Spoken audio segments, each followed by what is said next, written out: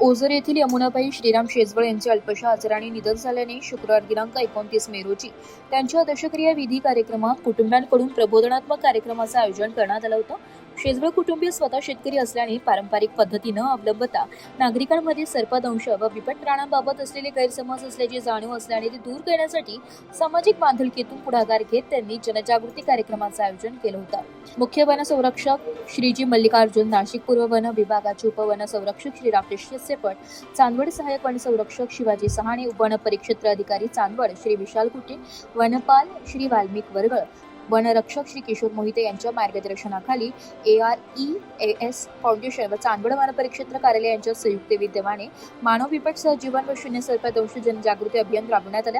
या कार्यक्रमात AREAS फाउंडेशनचे संचालक व सर्प वन्यजीव अभ्यासक सुशांत रणशूर यांनी उपस्थित नागरिकांना बिबट्यांच्या नैसर्गिक वावरामागील कारणे, त्यांचे निवासस्थान, हालचालीचे मार्ग व मानव बिबट संघर्ष वाढण्याची कारणे याबाबत सविस्तर माहिती दिली. तसेच ग्रामीण भागातील नागरिकांनी सुरक्षित वर्तनाची पद्धती अवलंबून अशा घटना कशा टाळता येतील याबाबत महत्त्वपूर्ण मार्गदर्शन केले. मानव बिबट सहजीवन तसेच अन्न साखळीचे महत्त्वाबाबत शास्त्रीय माहिती दिली आहे. तसेच विविध जातींच्या सर्पांची शास्त्रीय ओळख करून दिली आहे. त्यांनी विषारी व बिनविषारी सर्पांमधील फरक, त्यांचे वर्तन, त्यांचे सर्पदंश झाल्यास घ्यावयाची काळजी, योग्य पावले याबाबत प्रत्यक्ष प्रात्यक्षिक सादर केले.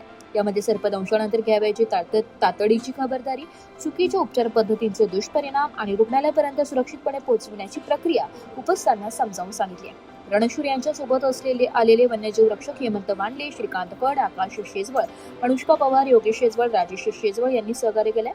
कार्यक्रमासाठी शेजवळ परिवाराचे नातेवाईक, मित्रपरिवार व सर्व क्षेत्रातील मान्यवर तसेच नागरिक मोठ्या संख्येने उपस्थित होते.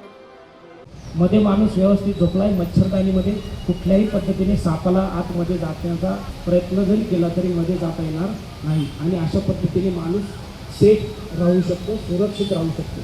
म्हणून आपल्याला काय करायचं की घरामध्ये झोपलेला असताना मच्छरदाणीचा वापर करायचा आहे. परंतु एकाच मच्छरदाणी पूर्ण कुटुंबाने झोपायचं नाही.